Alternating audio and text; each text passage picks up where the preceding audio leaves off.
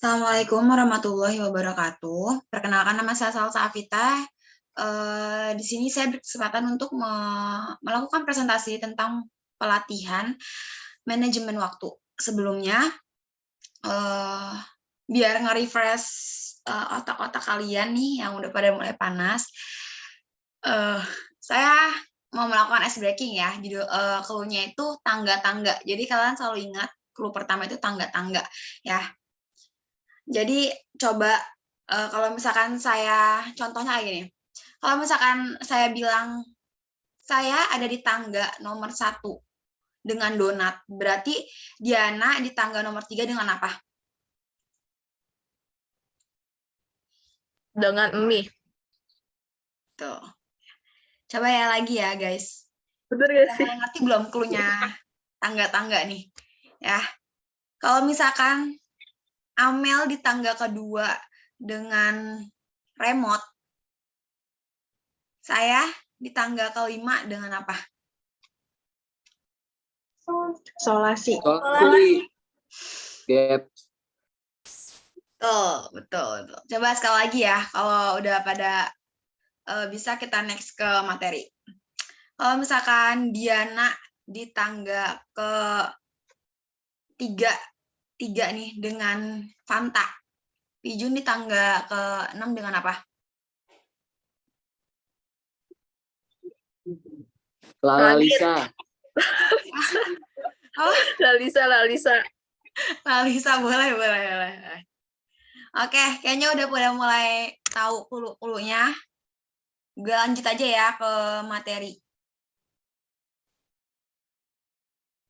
Belum di share screen ya, bentar gue share screen dulu.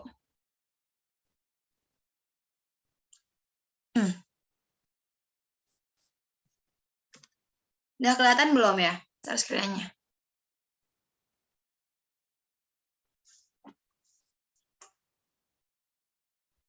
Udah kelihatan belum guys PPT-nya di kalian? Udah. Ya. Udah. Oke, sekarang kita mulai materi PPDP pelatihan ini, judulnya manajemen waktu, cara pengelolaan manajemen waktu. Yang pertama itu, di subjudul pertama itu ada materi tentang definisi waktu dan manajemen waktu. Yang pertama itu ada definisi waktu. Waktu itu adalah besaran yang menunjukkan namanya suatu peristiwa berlangsung sering dalam kehidupan sehari-hari. Waktu dibedakan dengan kronos, yaitu dapat dikatakan kejadian peristiwa yang akan ada tiap saat, dan kairos, yaitu kesempatan tidak akan terulang. Sedangkan definisi dari manajemen waktu itu adalah manajemen waktu merupakan perencanaan, pengorganisasian, penggerakan, dan pengawasan produktivitas waktu. Nah, jadi waktu menjadi salah satu sumber daya unjuk kerja, sumber daya yang mesti dikelola secara efektif dan efisien. Nah, guys.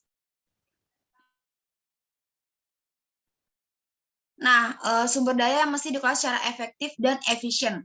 Di mana dikatakan efektivitas terlihat dari tercapainya tujuan yang menggunakan waktu yang telah ditetapkan sebelumnya. Dan efisiennya itu tidak lain mengandung dua makna, yaitu pengaturan waktu yang ditentukan dan makna investasi waktu yang menggunakan waktu yang ada.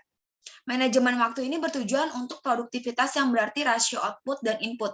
Tampak dan dirasakan seperti membuang-buang waktu dengan mengikuti fungsi manajemen dalam mengelola waktu, tapi merencanakan terlebih dahulu penggunaan waktu bukanlah suatu pemborosan, melainkan memberikan pedoman dan arah, bahkan pengawasan terhadap waktu tersebut, guys.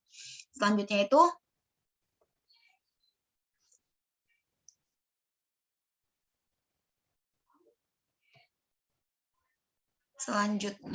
ada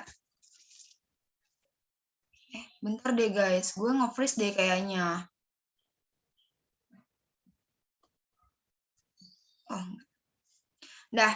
Selanjutnya itu ada aplikasi manajemen waktu.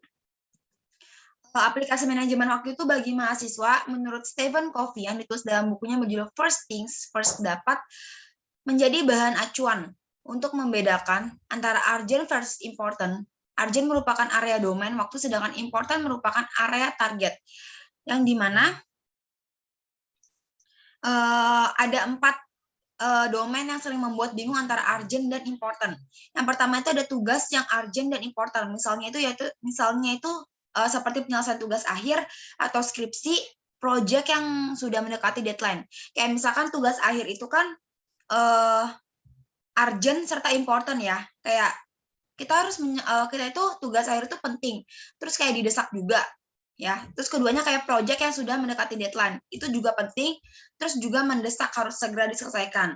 Yang kedua ada tugas yang urgent tetapi tidak important. Jadi tugas yang dikejar-kejar waktu, kita harus cepat selesaiin, tapi itu nggak terlalu penting. Contohnya itu kayak panggilan telepon atau SMS, gitu ya, kita harus buru-buru cepat ngangkat, ataupun memperbaiki atap bocor di musim hujan. Itu sebenarnya nggak penting, tapi mesti dilakukan juga hari itu, kayak detik itu juga, guys. Yang ketiga itu ada tugas yang tidak urgent, tetapi important. Misalnya itu seperti perhatian kepada anak atau keluarga. Itu kan nggak urgent, nggak mendesak gitu loh, nggak mesti hari detik ini juga kita memberikan perhatian gitu. Tapi itu penting gitu. Kalau misalkan kita memberi perhatian itu kan penting kepada anak. Terus kayak perencanaan project itu tuh sebenarnya tuh nggak urgent ya. Kayak nggak mesti hari ini juga nih gue masih merencanakan project. Tapi itu penting. Perencanaan project itu semuanya penting. Terus kayak perencanaan keuangan keluarga dan lain sebagainya. Yang keempat itu ada tugas yang tidak urgent dan tidak juga important. Contohnya tuh kayak misalnya menonton infotainment, bermain game, chatting, atau telepon yang tidak perlu. Ya. Terus ke slide berikutnya itu kebutuhan mahasiswa. Jadi manajemen waktu bagi mahasiswa ini, guys, ada 4 ya. Jadi kayak kebutuhan kita dalam perencanaan, kita itu sebagai mahasiswa itu kebutuhan dalam perencanaan itu kita mengetahui hal yang harus prioritas ataupun tidak prioritas. Yang dimaksud dengan hal prioritas adalah sesuatu yang tidak dilakukan atau memberikan dampak buruk bagi kita kalau tidak melakukannya. Sehingga hal ini adalah mendesak yang tidak bisa ditunda. Sehingga dalam proses manajemen waktu perlu dilakukan identifikasi kebutuhan bagi mahasiswa untuk dimasukkan dalam perencanaan sesuai dengan ukuran prioritas beberapa kebutuhan mahasiswa dalam melakukan hal-hal yang berdasarkan kebutuhannya. Itu pertama ada kebutuhan belajar. Contohnya kayak kebutuhan belajar itu contohnya kayak misalkan kita perlu kayak perencanaan project atau enggak kayak kita harus ke perpustakaan cari-cari sumber referensi untuk keperluan materi-materi kita di kuliah gitu. Yang kedua lagi kebutuhan kecerdasan spiritual. Contoh kecerdasan spiritual tuh kayak kita mengikuti UKM yang speknya gitu kayak spek-spek agama gitu kan. Terus habis itu kayak mengikuti pengajian gitu. Terus habis itu yang ketiga itu kebutuhan pengembangan diri. Kayak contohnya itu kayak di sekitar itu kebutuhan pengembangan diri kayak UKM aja lah guys. Terus apa enggak kayak kita ngikutin English Club gitu-gitu. Terus habis itu kalau itu yang terakhir itu yang keempat ada pengabdian masyarakat. Jadi kayak kita itu sebagai mahasiswa kita perlu juga nih kayak mengabdi kepada masyarakat. Jadi ilmu yang kita udah dapetin selagi di kampus kita terapin nih langsung terjun ke dalam masyarakat. Jadi itu juga perlu guys bagi mahasiswa. Selanjutnya itu ada slide manajemen waktu bagi mahasiswa. Yang pertama itu adalah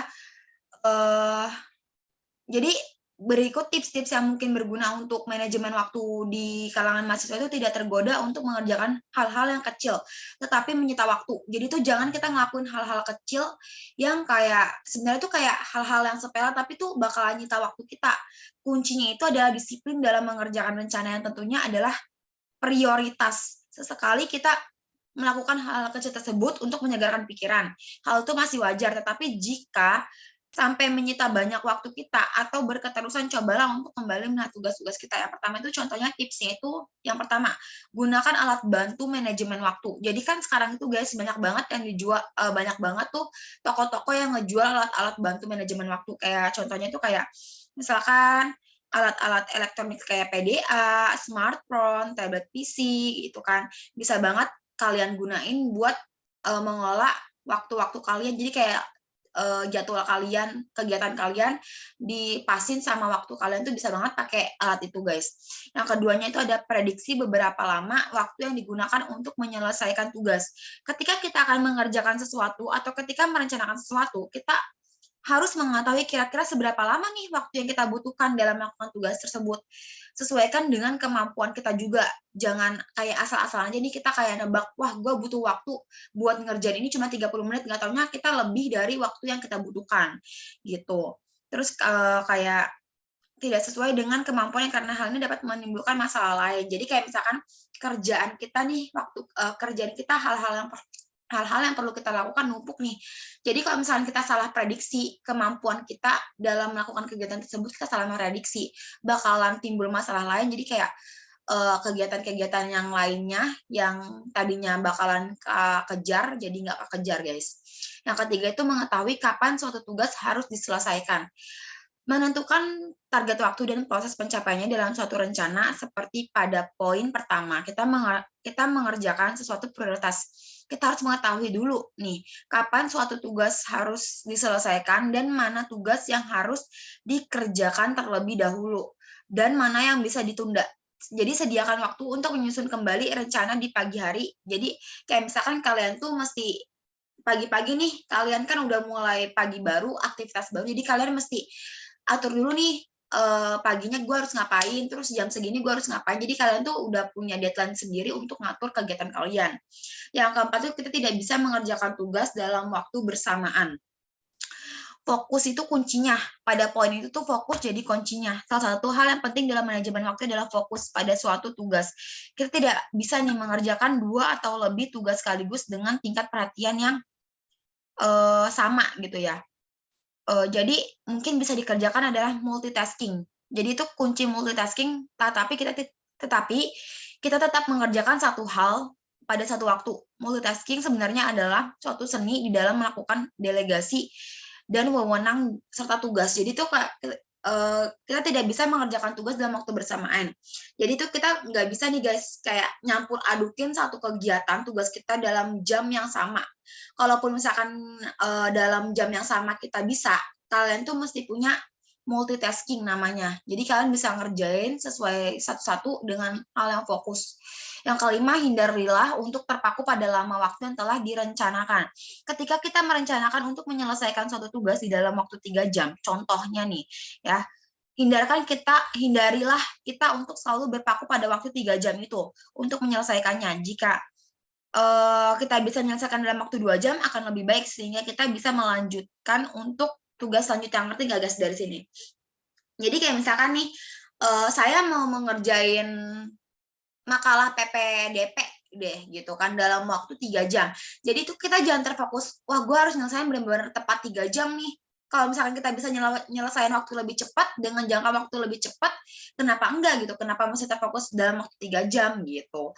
Yang terakhir itu udah keep it simple.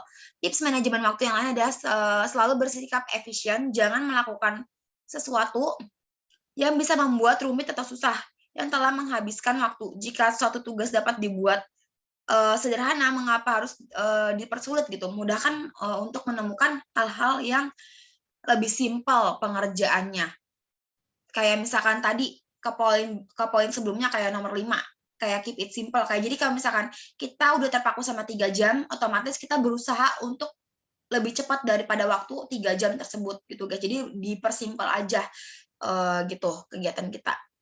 Selanjutnya itu ada strategi manajemen waktu bagi mahasiswa. Strategi manajemen waktu bagi mahasiswa itu guys, di sini saya mau ngasih tahu, menjadi mahasiswa itu kegiatannya pun bertambah, nggak cuman kita fokus sama yang namanya belajar, tapi kita juga akan ada yang mengikuti kegiatan tambahan, kayak misalkan HMF lah, UKM lah, itu pastinya ada guys. Apa enggak, kita bakal mengikuti kayak kegiatan-kegiatan profesi-profesi di luar kampus. Jadi ini tips manajemen waktu bagi mahasiswa nih yang kebetulan pastinya udah mulai padat kan waktunya. Yang pertama itu belajar dimulai dari subjek yang membosankan atau sulit terlebih dahulu.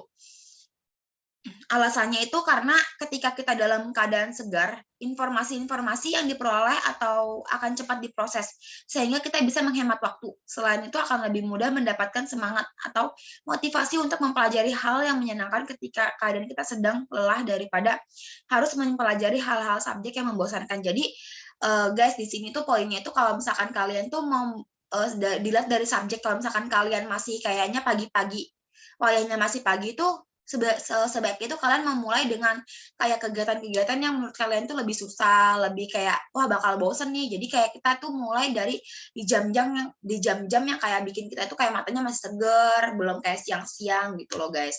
Terus yang kedua itu tentukan dan identifikasi waktu yang terbaik bagi kita. Jadi kayak kalian tuh harus tentuin dulu nih, kalian tuh tipenya morning person atau night person gitu loh.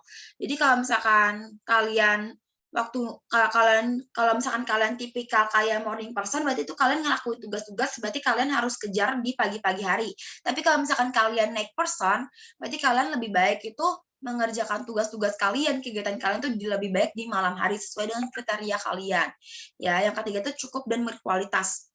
Itulah kunci yang pertama untuk kayak cukup dan berkualitas tuh lebih ke kunci kayak tidur dan istirahat kalian guys di sela-sela kalian ngerjain tugas. Jadi kayak tidur kalian cukup, tidur kalian berkualitas, dan juga makan kalian tuh cukup gitu lah. Jadi untuk manajemen waktunya itu kayak lebih terperinci aja dari situ. Terus yang keempat itu tempat atau lingkungan yang kondusif digunakan, tempat atau lingkungan yang kondusif untuk tempat dan lingkungan yang kondusif.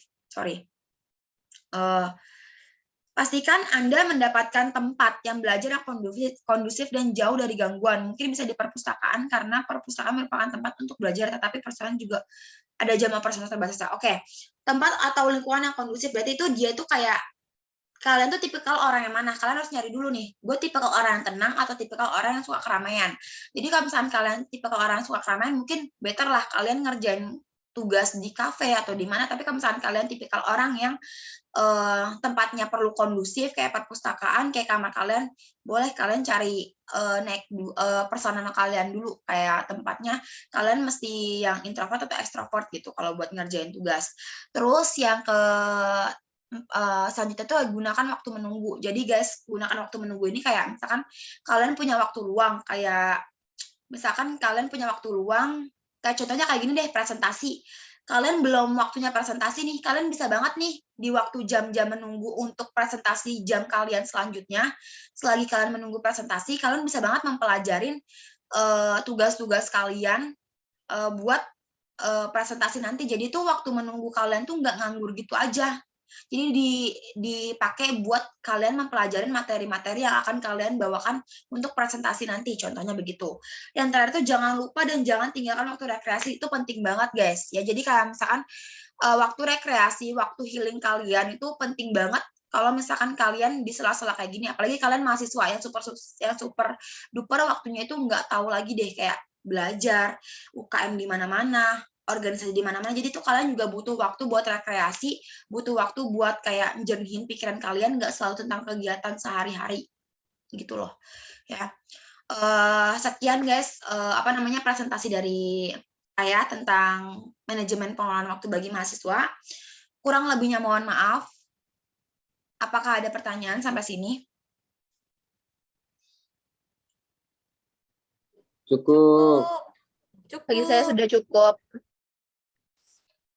Oke. Kalau begitu kurang lebihnya saya mohon maaf.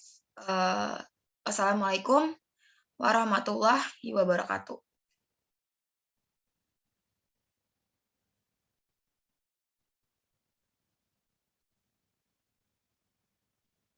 Ganti link ya guys ya.